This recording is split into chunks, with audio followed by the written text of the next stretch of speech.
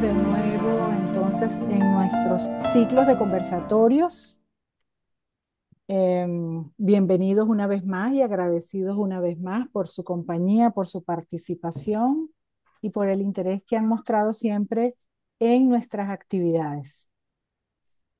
Una vez más, vamos a compartir con el objetivo de irnos informando, de ir aprendiendo cada vez más sobre todos aquellos aspectos que son fundamentales en nuestra cotidianidad.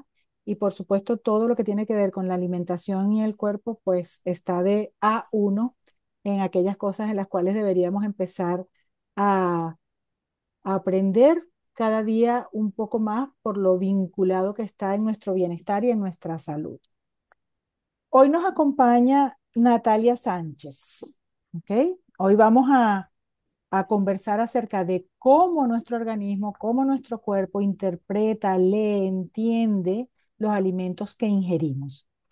Natalia es licenciada en estudios liberales y está certificada en coach de vida, análisis mineral del tejido capilar. En este momento está por terminar una certificación en microbiota avanzada y también está certificada en diagnóstico de nutrición funcional, además de haber hecho estudios de Gestalt y programación neurolingüística.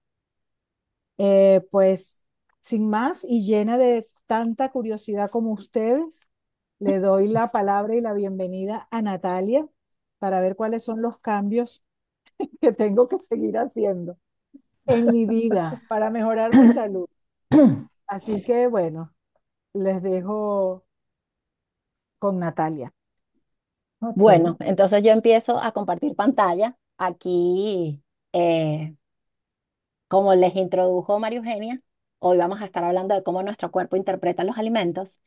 Y esta charla es para ti, si quieres aprender la diferencia entre alimentación y nutrición, cuál es la función de los nutrientes, cuáles se considerarían alimentos nutritivos y cuáles serían considerados no nutritivos o proinflamatorios, y cómo el cuerpo los identifica. ¿Y qué sucede luego de identificarlos? Em, Como María Eugenia dijo, pues yo tengo esas credenciales al mismo tiempo. Soy súper apasionada por la salud funcional y porque, como muchos deben saber, vengo de una familia de profesionales de la salud integrativa y holística, pero a la misma vez yo he tenido mi propia historia que quizás les pueda resonar a algunos de ustedes en cuanto a la salud. Realmente desde muy joven tuve mi primer acercamiento en cómo mi cuerpo interpretaba los alimentos en el momento en que me diagnosticaron con ovarios poliquísticos, eh, hiperinsulinismo o lo que hoy se llama prediabetes o resistencia a la insulina, y también problemas hormonales con mi tiroides, un hipotiroidismo.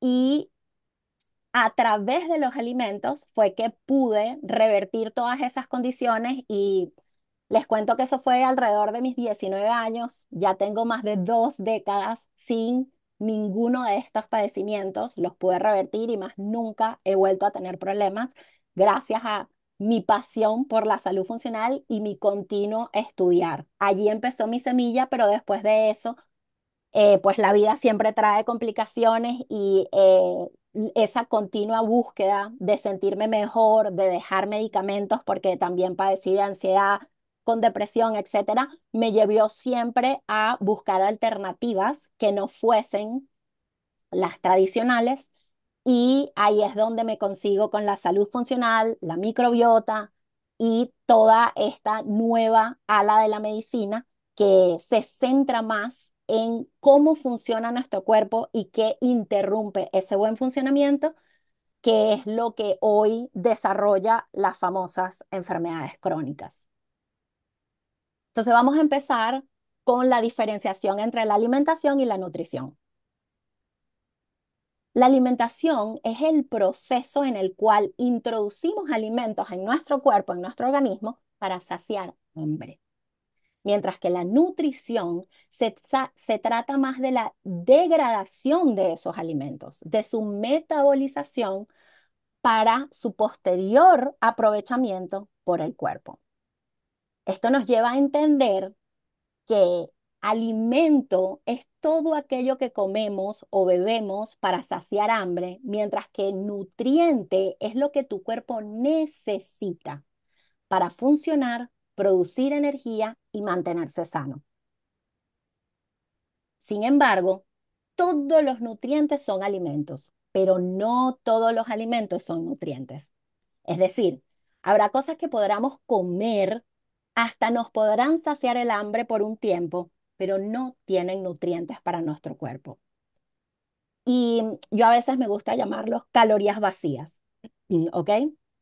E incluso existen alimentos que además de no poseer nutrientes, nos roban nutrientes y nos deshidratan.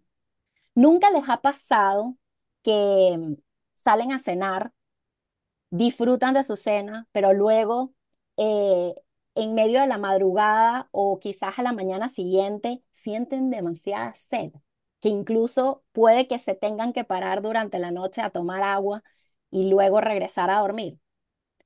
Justamente eso es lo que se experimenta luego de haber estado expuesto a algún alimento que no fue tan nutritivo y que quizás nos está robando nutrientes. Otro ejemplo podría ser, para ser un poco más gráfico, cuando consumimos productos con alta cantidad de azúcar refinada, nuestro cuerpo entra en estado de acidez, ¿ok?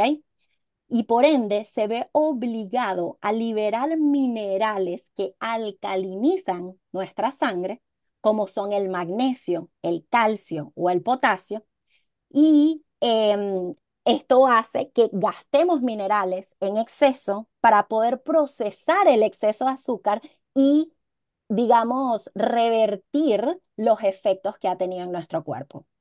Es decir, para poder procesar el azúcar tenemos que perder nutrientes que luego no tenemos allí para el resto de funciones. Ahora, imagínense, vamos a ahondar un poco más en esto, ¿ok?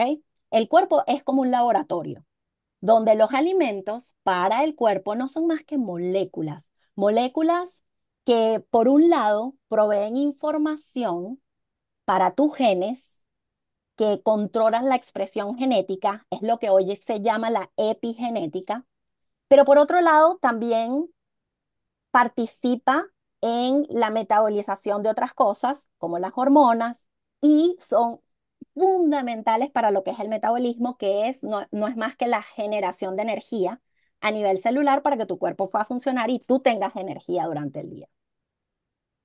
Los alimentos llevan instrucciones, llevan códigos que programan tu biología en cada bocado que tienes para mejorarla o para empeorarla. Y por otro lado, los alimentos proveen materia prima, la materia prima necesaria para producir energía y activar otros procesos químicos que suceden en tu cuerpo. Es decir, esas moléculas proveerán o no los nutrientes que se necesitan a nivel celular para generar los procesos microquímicos de cada sistema. Entonces, los alimentos nutritivos serían como los que están aquí. No son más que aquellos que son naturales, sin modificar, enteros, que se pueden conseguir fácilmente en la naturaleza, pero tienen una particularidad, que están compuestos por múltiples moléculas a la misma vez. ¿Ok? Es decir, vamos a conseguir tres macronutrientes, las famosas proteínas, los carbohidratos complejos, los lípidos y los micronutrientes que son más minerales, vitaminas y los fitonutrientes que son más los antioxidantes, los antiinflamatorios, etcétera. ¿Ok? Al mismo tiempo, en la naturaleza jamás están aislados. Las proteínas van a tener las carnes animales van a tener proteínas y grasas, los granos, semillas, cereales van a tener proteínas, carbohidratos, fibras, grasas. Los vegetales, en su mayoría, son carbohidratos y fibra con poca grasa. Y en las frutas vas a conseguir frutas dulces que van a tener fructosa, glucosa y fibra, y luego vas a tener los carbohidratos salados que tienen fibra y grasa. En las frutas también tenemos frutas como el aguacate, el coco y las aceitunas, que son fibra y grasa mayormente con menor cantidad de carbohidratos. ¿Ok? Entonces, y los micronutrientes van a estar más determinados por los colores, etcétera, que naturalmente la naturaleza es maravillosa y equilibra esos micro y macronutrientes en relación a, a nuestro cuerpo y la manera en la que lo absorbe. Esto sucede a la inversa. Nuestro cuerpo, por haber evolucionado consumiendo esos alimentos que provienen de la naturaleza, se creó de tal manera para absorberlos mejor en la combinación que ya venía y era fácil conseguir en la naturaleza. ¿Ok? Entonces, en el cuadro que vemos en la lámina, cuando nosotros ingerimos esos alimentos completos, enteros, que provienen de la naturaleza, nuestro cuerpo los dividirá en aquellos macro y micronutrientes para luego pasar a utilizarlos. Entonces, esas proteínas las vamos a descomponer en aminoácidos que se van a utilizar en muchas funciones, entre ellos para la creación, bueno, lo vamos a ver un poquito más adelante. Luego los carbohidratos se van a dividir dependiendo si son dulces en fructosa y glucosa, y si son salados se van a descomponer en glucosa y fibras, ¿ok? Mientras que los lípidos se van a descomponer en ácidos grasos, que son como el colesterol, los triglicéridos, el omega 3, etcétera. Y cada uno de esos se va a descomponer o asociar a otras moléculas para crear nuevas funciones o tejidos o actividades en el cuerpo. Todo esto se logra en un proceso sinérgico en el que participan muchos órganos. Por supuesto que la primera parte se da en el sistema digestivo, empezar en la boca, desde que masticamos, la saliva ya tiene enzimas que empiezan a trabajar especialmente a los carbohidratos. Luego en el estómago se termina de procesar estos macronutrientes, sobre todo. Luego en el intestino es donde se da la absorción y la generación de los micronutrientes, y luego está la participación del hígado, que es el encargado de transformar muchos de ellos. Está el páncreas, la bilis y la mitocondria a nivel celular. Y todos ellos trabajan en conjunto al mismo tiempo a lo largo del proceso. Luego pasan ya en la creación de otras cosas con esta materia que prima el resto de los órganos de nuestro cuerpo. Y es como lo vemos aquí. Entonces, esos aminoácidos, el cuerpo dice, bueno, aquí tengo los aminoácidos que necesito para construir músculo. Entonces, si hago ejercicio, creo músculo. Pero también lo mando para el cerebro para crear las sustancias que hacen el equilibrio cerebral, que nos da las emociones, la tranquilidad, la calma, etcétera. Mientras que la glucosa, entonces se manda a la célula para transformarla en energía, que es conocida como el ATP a nivel celular.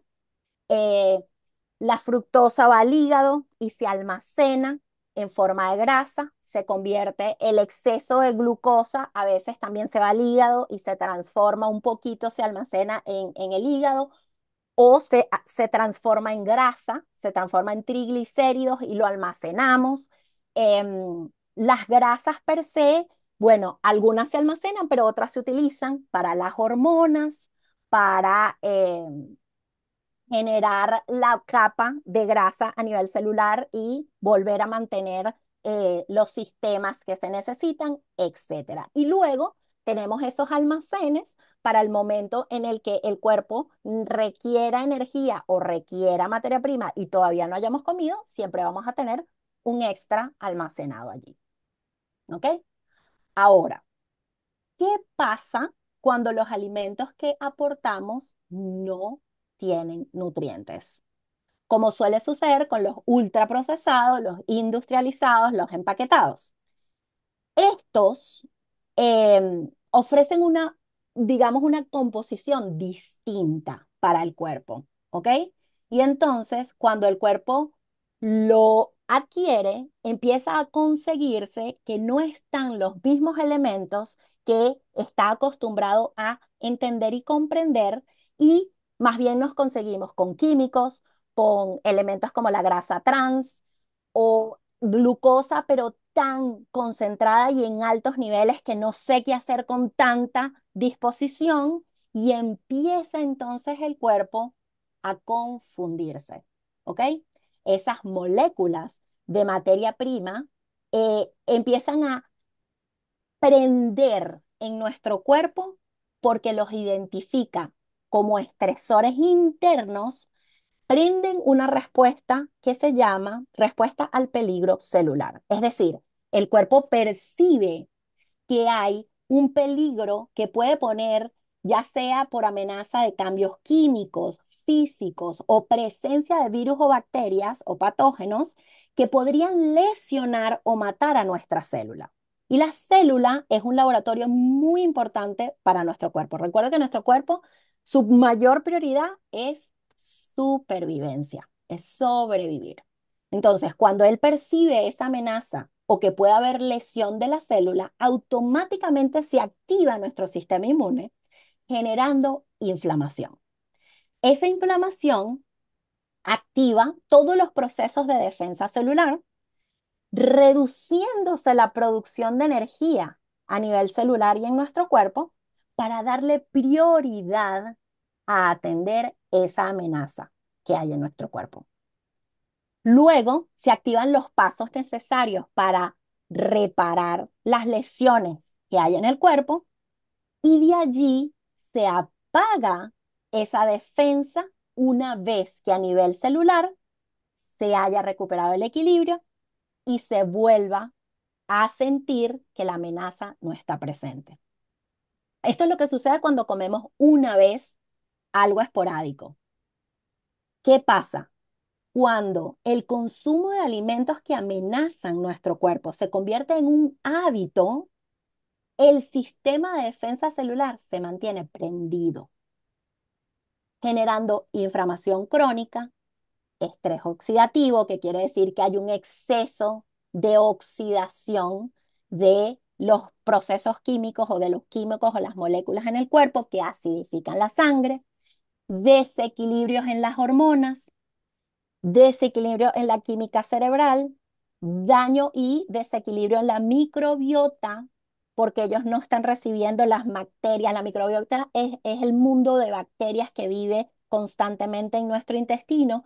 Al ellos no tener los alimentos, sino más bien estar presente alimentos que dañan a esas bacterias, se crea desequilibrio y empieza a modificarse poco a poco la expresión genética. Y eso es la activación de los genes por la epigenética que a largo plazo causa las enfermedades. Mientras que los alimentos reales, enteros, ricos en nutrientes y fitonutrientes, hacen todo lo contrario. Entonces, el mismo ejemplo que le había traído antes, el azúcar la comes, hay un pico de glucemia que sube, se acidifica el sistema, empieza a prenderse la respuesta a peligro celular, tiene el cuerpo que inflamarse para mandar las señales de reparación de los tejidos, y lo mismo sucede si hay un cambio de temperatura brusco, si que sería un cambio físico, o por ejemplo si vamos a un restaurante y hay una comida que está infectada o contaminada de Escherichia coli, y entonces se activa igual el sistema porque es el mismo sistema para todos. Y el problema está cuando lo hacemos un hábito y se hace constante, y es la tan famosa llamada inflamación crónica. Ahora, ¿qué alimentos el cuerpo identifica como no nutritivos y más bien los que activan el sistema de defensa? Aquí les tengo una lista bien resumida, pero podemos ahondar si tienen preguntas en alguno de ellos. Está el trigo y el gluten, los lácteos, el azúcar, los colorantes, los preservativos, los saborizantes, los edulcorantes, las grasas trans, los aceites vegetales, entre otros. ¿Ok? Bueno, primero voy a chequear con ustedes en el chat cómo están.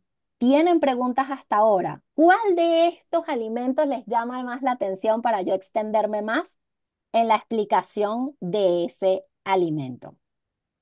O de ese, lo pueden escribir en el chat o me pueden dejar saber abriendo el micrófono. El trigo me dicen por aquí. Ok. El trigo, ¿qué pasa con el trigo? Me dirán, bueno, el trigo viene de la naturaleza, eh, ¿por qué el cuerpo no lo inflama o no lo identifica activando el sistema de defensa? El trigo es, lo que pasa es que es uno de los alimentos que a nivel industrial más se ha utilizado. Es de los primeros, o sea, cuando vemos películas de los 70, vemos incluso antes de existir la televisión, se hacía pan, ¿ok? Es de los primeros alimentos que empezó a tener cambios industrializados. Con el tiempo, buscando alimentar a mayor cantidad de personas, se vieron obligados a cambiarlo genéticamente. Y eso lo llevó a mutar. El trigo original era de tamaño mucho más chiquito y tenía apenas 8, em, se llama, déjame conseguir la palabra porque, ajá, tenía 8 cromosomas, mientras que el trigo actual tiene 48 cromosomas. Por ende, nuestro cuerpo no identifica al trigo actual como el trigo ancestral que solían comer nuestros antepasados. Esa es una de las razones. Otra de las razones que conseguimos con el trigo es que al ser tan popular y utilizado en tantos productos industrializados, la industria ha empezado a buscar maneras de acelerar el proceso de cocción y preparación. Antes, si ustedes se recuerdan, los panes se tenían que dejar crecer, tenían levaduras, pasaban 24 horas o varios días haciendo la levadura para que creciera, luego un pedacito de la levadura se ponía en el pan tenía que dejarlos un par de horas de reposar para que él creciera, etcétera, y dependiendo del pan, durará más o menos. Hoy en día, para poder hacer cientos de miles de millones de panes cortados además para hacer sanduchitos. A nivel mundial, la industria transformó todo ese proceso de cocción. Ya no se utilizan levaduras, sino que se utiliza polvo de hornear o cualquier cosa que medio lo infle y le dé aire para que tenga la contextura suavecita y fluffy que tiene. Además, se utilizan muchos otros elementos. Las harinas pasaron a ser súper, hiper refinadas. ¿Qué quiere decir? Ya no es el trigo que lo muelen y lo utilizan, sino que separan las moléculas de ese trigo que veníamos hablando, por ejemplo, los carbohidratos, las proteínas y y las fibras, etcétera, y entonces luego lo vuelven a armar y lo enriquecen.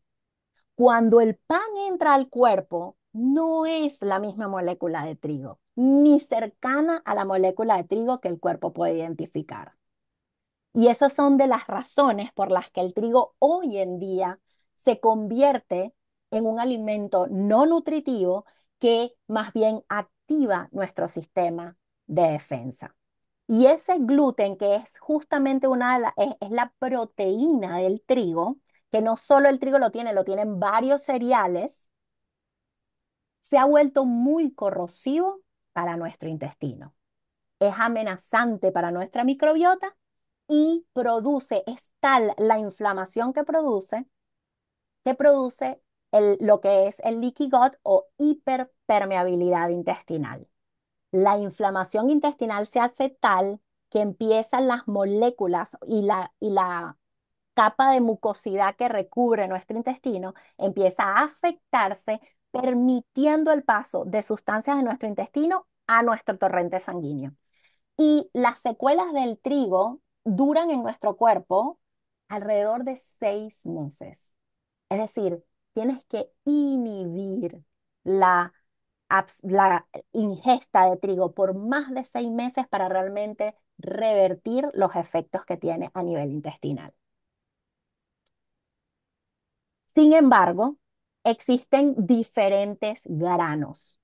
Mientras menos procesado y más ancestral sea, será mejor. Díganme por allí si alguno ha escuchado comentarios de personas que conozcan que no pueden comer pan porque no lo toleran para nada en Estados Unidos, pero cuando viajan a Europa pueden comer pan y lo toleran mejor. A mí me pasa mucho con mis clientes. Muchos de ellos me dicen, wow, pero es que yo no entiendo, cada vez que visito a alguien en Europa, allá sí puedo comer pan y lo tolero, y aquí es imposible, no me puedo comer una rebanada de pan porque paso 3 días inflamada y con dolor. Eso pasa porque en Europa hay más regulaciones que en muchos otros países y todavía hay ciertos locales que utilizan los métodos tradicionales de generar pan y utilizan semillas y granos mucho más ancestrales, menos industrializados. Entonces mantienen más cercana la composición molecular del trigo. Por aquí dicen que sí, que en Europa veo que se come mucho más pan y la gente no engorda. Bueno, lo de no engordar es otros factores, no es nada más el pan. Ahí impactan muchas cosas. Impacta el nivel de estrés, impacta los picos de glucosa, o sea, cuándo y cómo comen el pan, con qué tipo de comidas. Hay otros factores metabólicos que habría que considerar en cuanto a lo de no engordar. Yo me refiero a ser sensibles y apenas lo comes sentir inflamación, dolor abdominal, que se te infla, gases, etcétera. Por aquí dices Alexis, bueno, la opinión es usar la técnica de masa madre, la cual elimina el gluten y crea probióticos por el tiempo de fermentación que se tarda a crecer. Exacto. Ese es el proceso natural con el que se creó los primeros panes ancestrales y con el tiempo y la industrialización se ha perdido, porque eso justamente como lo dices aquí, tienes que permitir el tiempo que crea la fermentación para que suceda ese cambio químico. Y la demanda es tal y la industria lo que quiere es vender más que obvió esa necesidad del tiempo requerido. Y para él la prioridad como industria es crear más, producir más para que se consuman más, olvidando los procesos naturales que se requieren para que el cuerpo pueda entender cómo consumimos ese alimento. ¿Ok? A ver, los lácteos. Por aquí me escribieron que también estaban interesados en escuchar más bien sobre los aceites vegetales.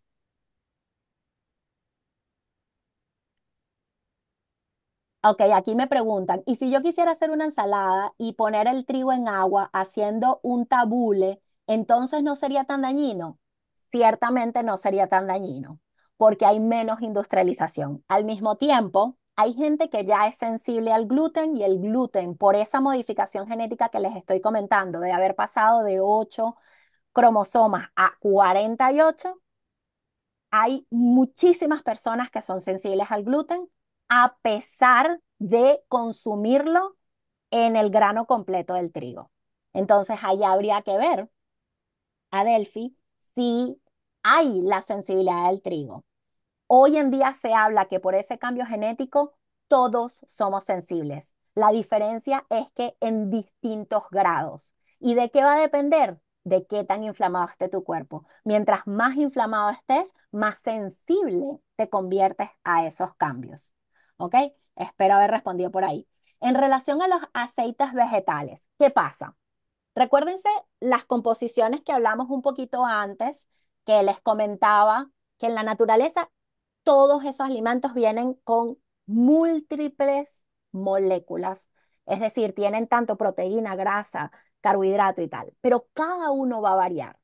Los vegetales que se utilizan para extraer las grasas normalmente tienen una composición mayormente de carbohidrato y fibra y muy poquita cantidad de grasa. Y ustedes lo deben notar cuando comen. Aceite de maíz. Cuando ustedes han comido arepa, han comido cachapa, han comido maíz en mazorca, ¿verdad? Se siente grasoso. Da la percepción de que en proporción la cantidad de grasa podría ser mayor que la del carbohidrato o la de la fibra. No. Entonces, esos elementos que se utilizan, esos alimentos que se utilizan para la generación de aceites vegetales, son alimentos que no son mayormente grasa. Por ende, el proceso que se utiliza para la extracción de ese poquitico de grasa que podrían tener son procesos químicos y no físicos. ¿Qué quiere decir eso? El aguacate, que existe el aceite de aguacate, sale de la concha del aguacate por presión. Es un cambio físico, no químico. Yo pongo la concha de aguacate en un elemento que presiona a alta presión esa concha y caen gotitas de aceite por el otro lado. Yo no modifico la concha del aguacate, sino que la presiono a altos niveles para que salga las gotitas de aceite. Es un cambio físico. Cuando el maíz quiero extraerle grasa, que es lo menor que tiene, tengo que someter al maíz a un cambio químico, ¿ok? Tengo que separar artificialmente las moléculas de proteína, carbohidratos, fibra y grasa, utilizar las proteínas, carbohidratos, grasas para otras cosas, que es lo que hace la industria, y la grasa, entonces la utilizo para el aceite. ¿Qué pasa? Uno, al utilizar procesos químicos, utilizan petróleo, cloro, químicos que quedan de residuo en el aceite. Dos, como ese no es su principio básico en composición química, es mucho más inestable como grasa. Cuando hay cambios de temperatura, ella cambia su composición molecular y por ende, cuando entra en el cuerpo, se transforma, el cuerpo no lo reconoce, ¿ok? Más bien con los cambios de temperatura se transforman en grasas trans, la mayoría eh, todos los aceites vegetales, ¿ok? Los aceites de frutas como el de oliva, el de coco y el de aguacate se pueden extraer por procesos físicos. Es decir, no hay cambio a nivel molecular y simplemente se extrae porque la mayor cantidad de en este caso frutas, es grasa, sale con facilidad a través de procesos físicos y se obtiene y son muchos más estables. Y ni hablar de las grasas animales, que son las más estables de todas en los cambios de temperatura. ¿Ok? Entonces, incluso el aceite de oliva, deben haber escuchado si alguna vez han profundizado, no es tan estable a los cambios de temperatura. Por ende, por encima de cierta temperatura, él va a empezar a transformarse a grasa trans y automáticamente va a dejar de ser tan bueno como él es cuando está a temperatura ambiente. Y por eso se deben consumir en ensaladas, en comidas frescas, etcétera, pero no se deberían utilizar para cocinar, especialmente si vamos a cocinar por encima de 350 grados o incluso 250. No, creo que el punto estable para el aceite de oliva es como 185 por allí. Entonces, esa es la razón por la que los aceites vegetales son proinflamatorios y activan el sistema de defensa. A ver qué más me ponen por aquí. En cuanto a los lácteos, ¿Qué tan bueno es el yogur griego sin saber qué tanto recomiendas hoy en día el apoyo de la proteína al cuerpo? El aporte de proteína al cuerpo. Yo antes no lo usaba, pero lo empecé a usar porque quiero comer más proteína. Ok. eh, la leche de soya, las almendras. Bueno, hay muchas preguntas por aquí. Vamos con los lácteos. Los lácteos. Los lácteos pasan un poco como el trigo. Hay elementos del proceso industrializado, pero también eh, hay bioindividualidad, ¿ok? Por un lado, las vacas de hoy en día no están sanas, digamos, no sé, el 80% de las vacas del mercado. ¿Por qué? Porque para abaratar los costos de la ganadería, en este caso específicamente de las vacas, alimentan a las vacas de granos y las vacas nacieron para comer pasto y su cuerpo, si nosotros activamos este sistema cuando comemos cosas que nuestro cuerpo no entiende, a todos los animales le pasa igualito. Entonces, si las vacas nacieron para comer pasto, pero le dan granos como alimentación, ellas están inflamadas y enfermas. Y los lácteos que surjan de una vaca que está inflamada y enferma van a tener cambios en sus moléculas, porque así como en nuestro cuerpo sucede esa inflamación que produce cambios en las hormonas, en Mm. todos los procesos químicos, lo mismo sucede en las vacas. Entonces, el primer factor es que las vacas no están comiendo lo que deberían comer y por ende ellas ya están afectadas. Lo otro es la lactosa per se. La lactosa es el fragmento de carbohidrato que tiene la leche, específicamente la parte dulce, ¿ok? Se requiere una enzima específica para procesarla, que en el humano se va perdiendo con la edad, porque el humano tiene evolutivamente el consumo de lácteos en la niñez, no a lo largo de la vida. Industrialmente fue que se empezó a promover el consumo de leche a lo largo de la vida, pero los humanos naturalmente vamos perdiendo las enzimas que procesan los lácteos, específicamente la lactosa, porque no estamos genéticamente diseñados para consumir lácteos en la adultez. Entonces es un proceso natural que va a sucedernos a todos a medida que vayamos aumentando en edad. Y tercero, hoy en día se sabe que las sensibilidades a los lácteos están más relacionadas con la caseína, que es la porción de las proteínas de los lácteos, que a los lácteos, a la lactosa per se. ¿Ok? Entonces, cuando alguien te dice soy intolerante a la lactosa, es muy probable que sea intolerante a la caseína y no a la lactosa. ¿Ok? Pero eso no se sabía hasta hace poco. ¿Y qué pasa con con la caseína? Perdón. La caseína de las... Existen dos tipos de caseína en los lácteos, la caseína A1 y la caseína A2. La caseína A1 es la que tienen las vacas blanco y negro, que son las más utilizadas en el mercado, mientras que la caseína A2 son las de la cabra, las ovejas y las vacas marrones. Y la A2, la caseína A2, es mucho más parecida a la caseína de la leche materna. Entonces, la procesamos mejor, el cuerpo la entiende mejor.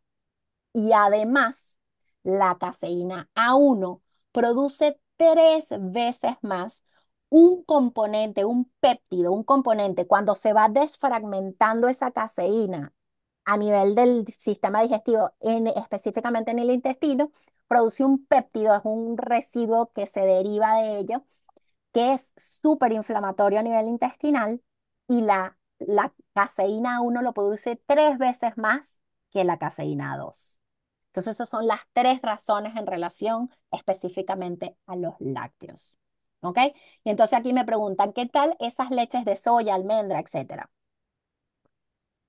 Las leches alternativas de los, casi todos son semillas, son muy buenas. El problema está en la industrialización. Cuando ustedes leen la etiqueta de una leche de semillas, normalmente no dice agua, almendra y sal. Dice 18 ingredientes, porque le ponen goma, azúcar, vainilla, saborizante, estabilizante para que no se dañe y dure 10 años, y etcétera. Entonces ya ahí vamos agregando esos químicos, preservativos, saborizantes, edulcorantes que nuestro cuerpo no lee y no necesita. Entonces, mientras más virgen, más pura y menos ingredientes, será mejor esas leches alternativas. Específicamente la soya tiene sus tran. La soya como el maíz son dos granos que han sido muy modificados genéticamente por la comercialización. ¿Ok? ¿Por qué? Porque se consumen en alta demanda en la industria alimenticia. Se utilizan para muchas cosas al igual que el trigo.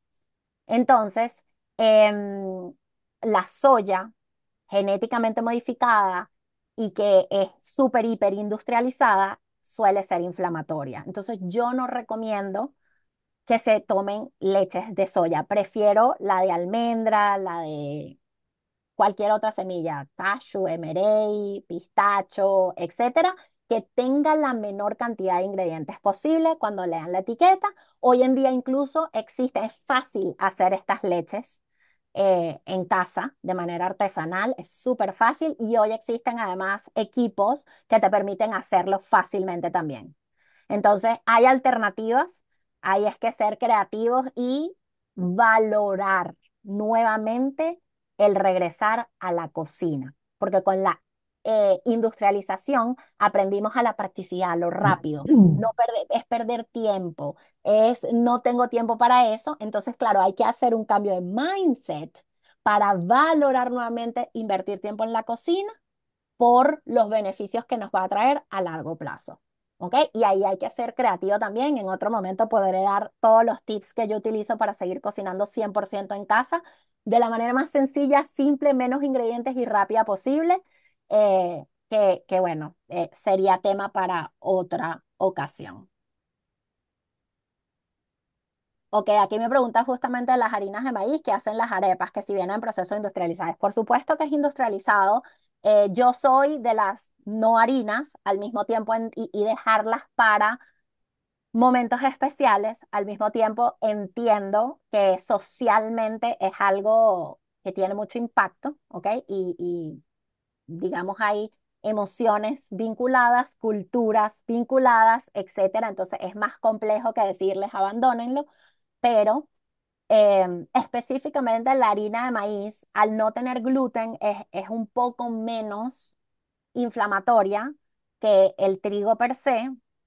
Al mismo tiempo, una persona que ya esté inflamada y que esté dentro de un proceso de inflamación crónica, cualquier cosa industrializada es meterle a gotitas al agua, al vaso lleno. O sea, a mí me gusta hablar de capacidad que tiene tu cuerpo para tolerar tóxicos, para tolerar estrés, etcétera. Y ese, normalmente vivimos con un vaso lleno de estrés internos como los que hablamos hoy, de estrés externo, porque la economía, el mundo, las relaciones, el trabajo, el dinero, etcétera. Y además le metemos otros estreses, entonces el vaso lo tenemos permanentemente lleno, por ende nuestra capacidad está muy baja. Y de allí que la más mínima gota nos derramamos y terminamos en complicaciones que a veces ni, o sea, no, por no verlo en contexto, no entendemos de dónde vienen. ¿Ok? Em, Por aquí me escriben que la manteca animal es una opción, aunque no han que la han desmoralizado, sí, la misma industria alimenticia. Ciertamente los aceites animales son mucho más estables para cocinar. Eh, Está por un lado que tienen grasas eh, saturadas Y bueno, las grasas saturadas hay que saberlas manejar. Ellas no son malas per se necesitan, pero hay que saberlas manejar. Si tú tienes una dieta alta en carbohidratos y altas en grasas saturadas, hay un problema, porque tu cuerpo empieza a acumular grasa en exceso, porque cuando tú le metes las dos fuentes de energías que el cuerpo tiene como fuentes principales, que son la grasa y el carbohidrato, pero el carbohidrato lo quema volando rápido, sin esfuerzo, divino, él jamás va a priorizar quemar las grasas. Entonces se vuelve flojo, quema todo el tiempo el carbohidrato y acumula todo el tiempo las grasas. Entonces allí entramos en otro tema que es la salud metabólica, que no lo puedo abarcar hoy, pero es de los temas que el mundo está batiéndose hoy en día porque es la base de las enfermedades como las enfermedades cardiovasculares, em, entre otras. ¿Ok? ¿Qué puede pasar para freír, por ejemplo, unas tajadas? Ok, uno, para freír no sumerjan completamente. Dos, utilicen grasas como la mantequilla ghee, que es mantequilla clarificada, es decir, extraen todos los residuos de lácteos, a diferencia de la mantequilla no clarificada que tiene residuos. ¿Qué hace la diferencia en eso? La ghee, la clarificada, es mucho más estable porque al no tener restos de lácteos no se quema. Mientras que la mantequilla que tiene restos de lácteos, la comercial que compran que está normalmente refrigerada, se quema. Y al quemarse se produce un cambio químico que la transforma en grasa trans. Mientras que las gasas ghee, la clarificada, extrae todos los excesos y residuos de lácteos y no quema, es súper estable. Pueden cocinar con aceite de aguacate o coco, que son los más estables de los aceites de frutas. Y mi recomendación es que sea como el fondito del sartén y volteen la broma, pero no lo sumerjan como solíamos hacer en el pasado. Yo compro la leche de linaza, me voy a comprar un aparato para hacerla en casa. Ok, definitivamente tenemos que regresar al campo como nuestros ancestros, porque es difícil, esta sociedad nos arrastra. Sí, es verdad. Tenemos que dedicar tiempo a crear nuestros alimentos. Eso también es otra opción. Al mismo tiempo, en el mercado, si tú vas a los perímetros, tienes la opción de comprar todo 100% natural, que venga en entero de la naturaleza y tal, y simplemente hacer el esfuerzo de tomarte el tiempo de cocinar en casa. ¿Ok?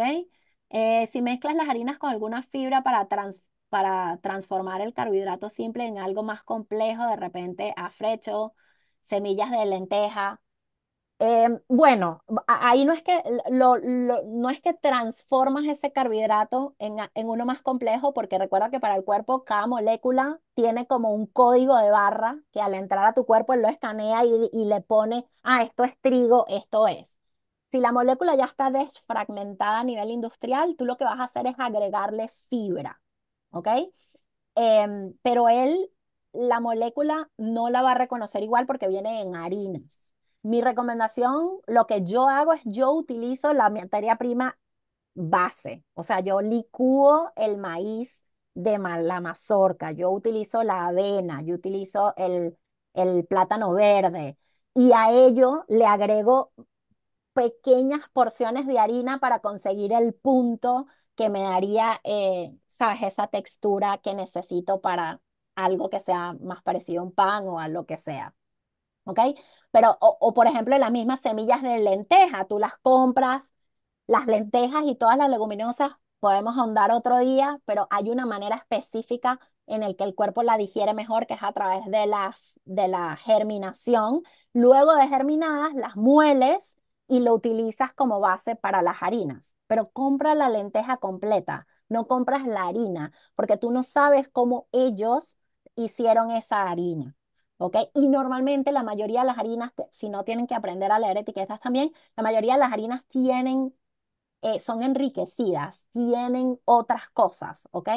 De hecho, aquí en Estados Unidos, la harina de trigo le echan cloro para blanquearla y dice blinch o unblinch, es decir, blanqueada con cloro o sin blanquear. Tú puedes elegir el tipo de harina que tienes aquí. Así es la industria. Entonces, no pueden delegarle a la industria que ellos decidan cómo están haciendo el alimento.